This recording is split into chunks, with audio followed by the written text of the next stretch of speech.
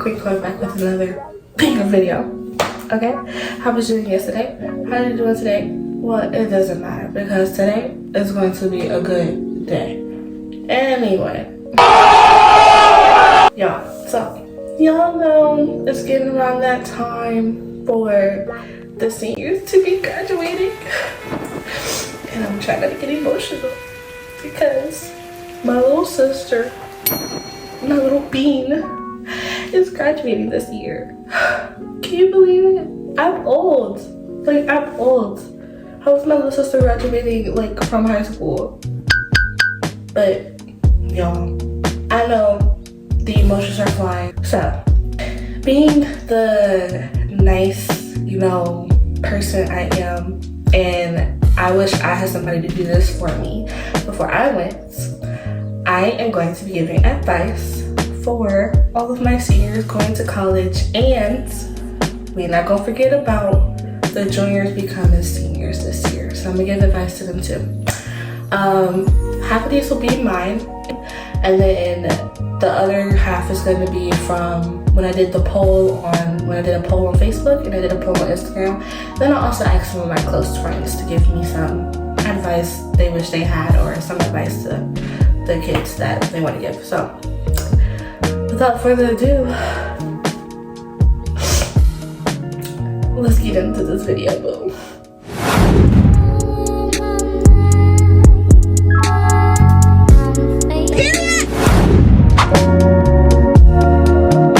So I have everything on my phone right here. So the first piece of advice I have for my seniors going to college is finish strong. All right, you have a couple more days. These are your test days. If you were good all year in this high school that I went to, if you were good all year, like with your grades, and you had A1 grades, you can accept every single last one of your exams.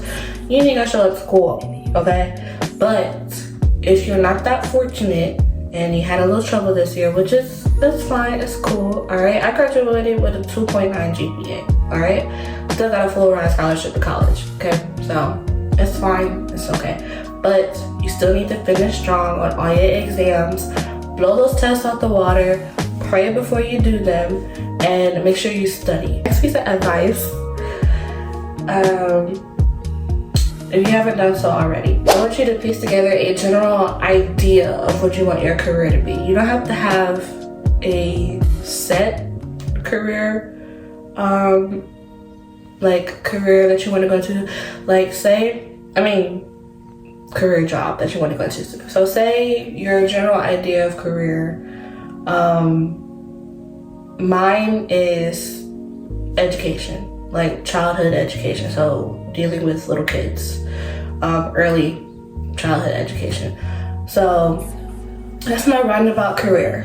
Now, because I know what my roundabout career is, I know what I need to go to college for. I need to go to college for early childhood education or some type of childhood educational degree. You know what I'm saying? But with that, I don't have to become a teacher.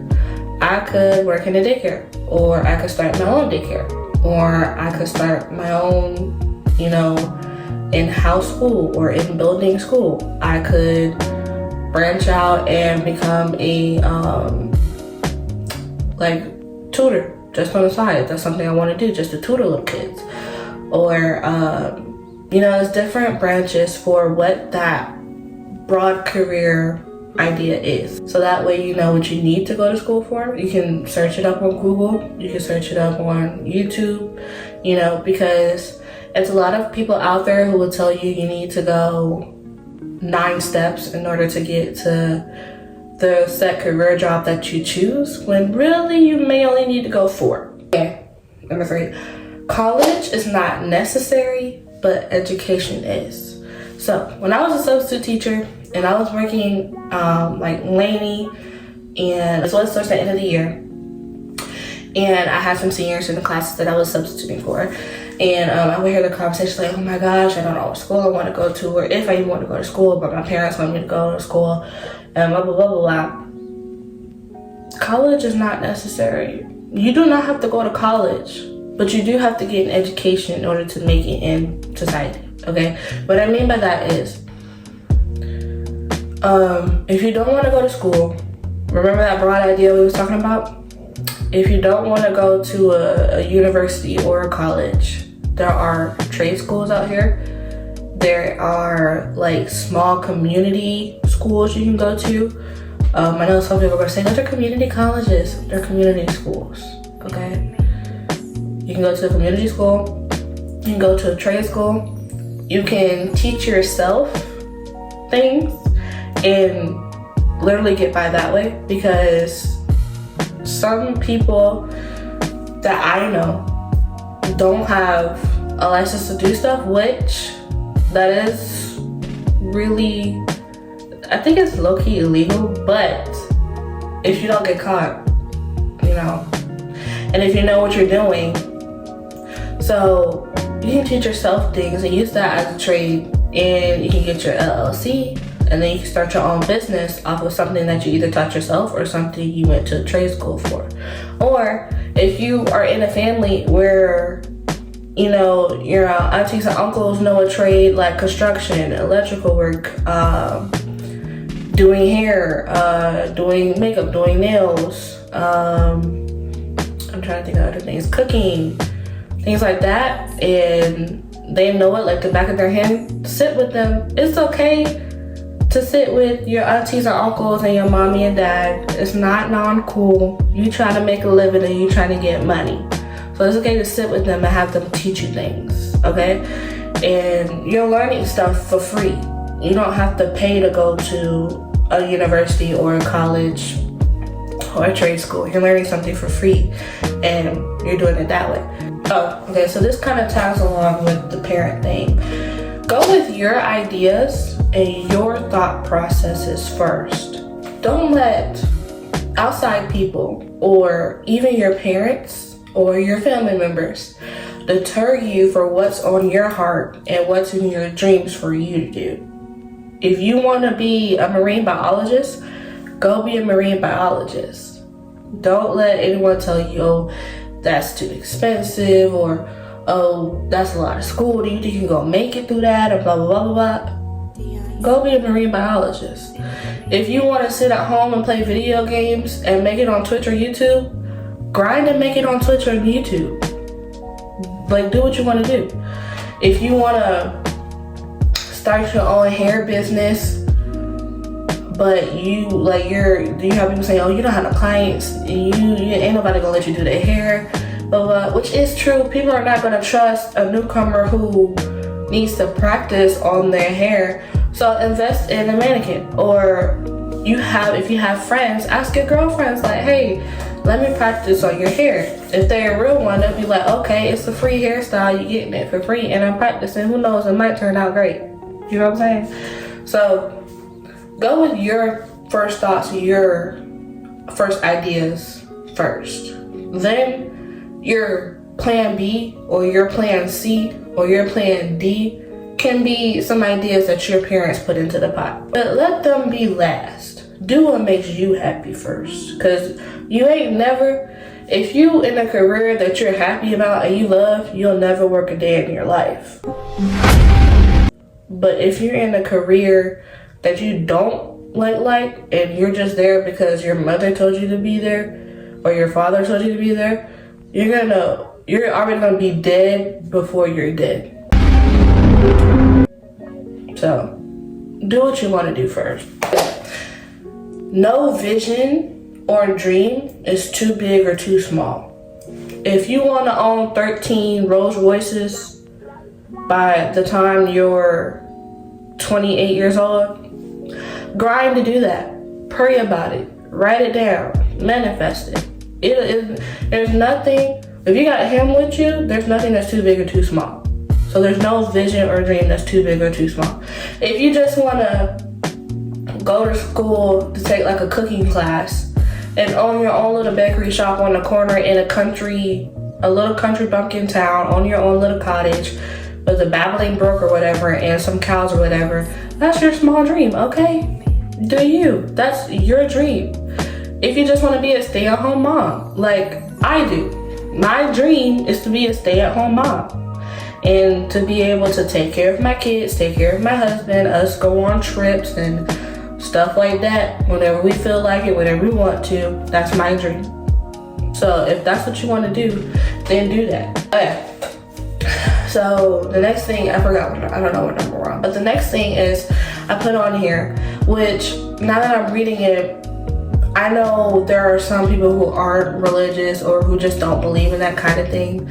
What I put was find something to believe in religiously. So the term religiously, when I was growing up, like we used to say things like, oh, I read that book religiously when I was in middle school, or I watched a TV show religiously when I was in middle school, because we meant we stayed on it. Like we constantly was feeding ourselves it. Like we constantly had it either in front of us, in our hands, like in our ears, or something like that. So what I mean is find something to believe in. If it's Jesus, if it's Allah, if it's if it's Gandhi, if it's Buddhism, things like that. If it's yourself, if it's the universe, if it's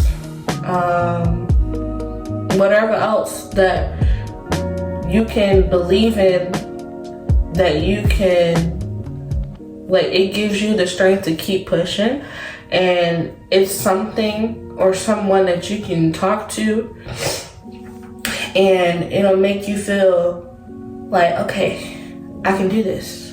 It's okay. I just have one step back. I can do it. I can keep going. That's Jesus for me. I could talk to Jesus like he's my homie. We sitting back, kicking back, having a couple bottles. Bruh. You know, not bottles, but like a couple cups of drinks. Whatever those drinks may be, filling them with your head. Yeah. But anyway, I could sit back and talk to him like I'm best friends with him. Like he's sitting right here in front of me. And that helps me to keep pushing. When I'm having a bad day, I talk to him. When I'm crying, I talk to him. When I don't feel like going in, grinding no more, and I feel like throwing in the towel, I talk to him. And what does he do? He reminds me, hey, Philippians 4:13, keep pushing, you know? So find something that gives you that extra oomph when you don't have it anymore. Find something to believe in religiously. Okay, so picking a college. My first time picking a college, I was in a relationship and he got a scholarship, so I followed him there. I did my research on the college myself, and it was a Christian college, so I was like, okay, cool, this is gonna be, you know, good. It's a Christian college, what can go wrong, you know? It went wrong. Not all things that are perceived to be what they are is what they are what they are. You know what I'm trying to say. So I would just do your research deeply on any colleges that you think you want to go to, any colleges that you want to put in for, and and don't limit yourself to, you can have your 3 top colleges, but don't limit yourself to those 3, because God forbid, and knock on wood, you don't get into either 3 of those and you don't have a 4th college or a 5th college that you want to apply to. You're gonna start late in the season, basically. So apply to your top 3 colleges and then apply to maybe 6 more colleges that you've done research on that are kind of similar to those, but they would be your second choice to it. Yeah. Do your research on what programs they have. Remember we talked about that broad idea of your career. Do your research on what type of things they have for that career idea. Do they have the classes that you need? Are you gonna have to take more than one class with that class to be able to get your degree? Do they have the highest degree possible that you can get at that college for that career? or do they only have a certain point where they stop at and then you have to transfer to another college to do it? So if race is something that you're worried about, going off abroad to a different college or going to out of state to a different college, do your research on predominantly what race is at that school. Do your research on what they require, where they require you to live. Do they require you to live on campus? Can you live off campus? Can you do classes online if that's something that you want to do instead of going in? Do your research on what they offer for like your meal coupons. Like at my first college, we had meal coupons, and I mean not meal coupons, we had meal cards, and every like your money for the month was loaded on that card, and you could swipe it and get your meal. So check on that. See if you can bring groceries to your dorm. Some colleges don't allow you to bring groceries to your dorm because it's considered contraband. But see what you can bring, see what you can't bring. See if there's any pictures. Before I went to college, I looked at the pictures of the dorms they offered, so I can see, what can I fit in my room? What can go here? What can go there? But do your research on a college before you go. There's no harm, no foul in doing it, and you get a roundabout idea of what you're gonna see and what to look for. Look up maps on your college, like where's the library, where's the main hall, where's the cafeteria, where's the nearest police station, where's the nearest fire station, where's the nearest grocery store.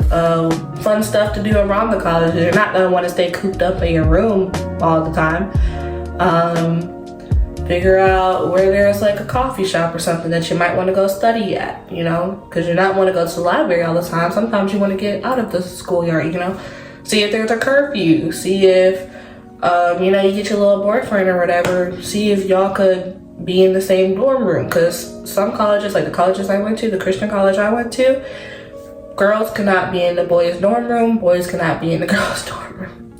If y'all wanted to meet, y'all had to go outside of the school. So figure that out, yeah. And you'll gain more knowledge, and trust me, you'll feel a lot better going somewhere because it'll feel more familiar to you because you've already, researched everything. Also, don't be afraid to do tours. Schedule a tour to go see the college. Ask your parents to go with you. Like before me and my boyfriend at the time we went to go do a tour first. So do that.